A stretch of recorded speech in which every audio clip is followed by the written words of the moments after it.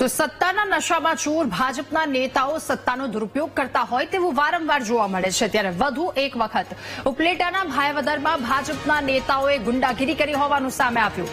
ભાજપ નેતા ઇન્દ્રવિજય ચુડાસમાએ કોંગ્રેસ નેતા પર હુમલો કર્યો હોવાનો આરોપ લાગ્યો છે। ભાયાવદર પાલિકાના પૂર્વ પ્રમુખ નયન જીવાણી પર 25 લોકોના ટોળાએ હુમલો કર્યો હોવાનો આરોપ છે। નયન જીવાણીએ બચાવવા પડેલા અન્ય 3 લોકો સાથે પણ મારામારી કરાઈ હતી। મહત્વનું છે કે પાકિસ્તાન સાથે વધતી તણાવભરી સ્થિતિના પગલે સરકાર દ્વારા ફટાકડા ન ફોડવા અંગે જાહેરનામું બહાર પાડવામાં આવ્યું હતું।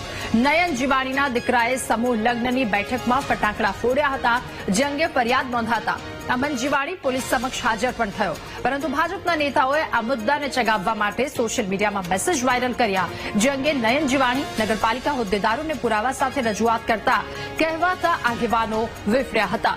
નયન જીવાણી સહિત 4 લોકો પર હુમલો કર્યો હતો। તો હુમલાના પગલે ભાયાવદર શહેર કોંગ્રેસ દ્વારા અડધો દિવસ બંધનું એલાન કરવામાં આવ્યું હતું। મહત્વનું છે કે ભાયાવદરમાં ભાજપ અને કોંગ્રેસની વચ્ચે અવારનવાર બબાલ થઈ રહી છે। નયન જીવાણી અગાઉ ભાજપના જ કાર્યકર્તા હતા, જો કે ચૂંટણી વખતે ભાજપ સાથે છેડો ફાડી કોંગ્રેસની સાથે તેઓ જોડાયા હતા।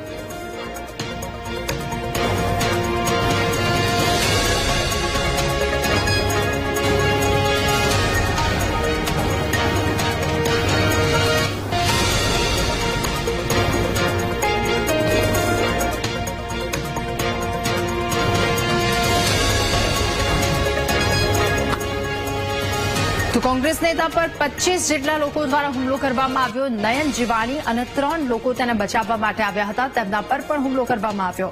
ફરી એકવાર ભાજપના કેટલાક નેતાઓની ગુંડાગીરી સામે આવી છે। સત્તાના નશામાં ચોર કહેવાતા આ આગેવાનો બની બેઠેલા આ આગેવાનો કે જેમણે કાયદો હાથમાં લીધો। ભાજપ નેતા ઇન્દ્રવિજય ચુડાસમાએ કોંગ્રેસ નેતા પર હુમલો કર્યો। નયનભાઈ મને ધમકી આપતા હતા, આખો દિવસ સતત ધમકી બીજા થ્રુ આપતા હતા, અને રાતે હું ગામમાં નીકળેલ ત્યારે અમારે કોઈ કારણોસર અમે ભેગા થઈ ગયેલા અને અમારે માથાકૂટ થઈ ગઈ। એ બાબતની અમારે ફરિયાદ પણ થયેલ હતી। પછી આજે એને ગામ બંધ નું એલાન રાખેલ હતું। તો હું તો એમ જ કહું છું ગામ વાળાઓને કે આપણે આ મેટર ની અંદર કઈ પડવાનું નથી, અને કોઈ પર્સનલ મેટર વેપારીની નથી, આ રાજકીય મેટર હતી। અને ગામના કોઈ ધંધા રોજગાર બંધ કરવા હું તો બધાને નમ્ર વિનંતી જ કરું કે કોઈ ધંધો કોઈ બંધ ન કરે।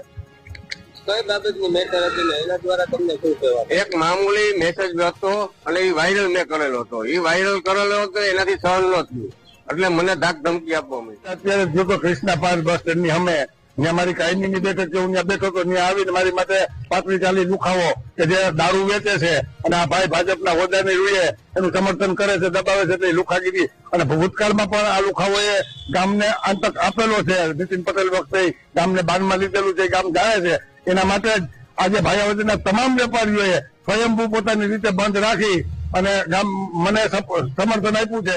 જયારે રાતે ઘરેથી જમીને બહાર નીકળો એટલે આ બસ સ્ટેન્ડ વાળા પાછા રોડે આવતો હતો ત્યારે હાર્દિકભાઈ રાવળ ત્યાં બેઠા હતા। મેં એને કીધું અમે બે કે હાલ આપણે ગામમાં માવો બાવો ખાવા જાય। એટલામાં અમે બે નીકળ્યા બસ સ્ટેન્ડ પાસેથી। તો એ ને સંજયભાઈ પરમાર બે સીજી કોલ્ડ્રિંક ની બાજુમાં જ્યાં બાકડા પડે ત્યાં બેઠેલા હતા નયનભાઈ જીવાણી, અને મેં એને બોલાવ્યા મારા પૈસાની લેતી દીધી હતી એ બાબતે। તો મને કે તારા પૈસા મળી જશે, પણ આ તું અટાણે પૈસા માટે નથી આવ્યો, હું કામે આવ્યો હું એમને ખબર હે એમ કરીને હાર્દિકભાઈ ને ગાળો પાડવા માંડ્યા।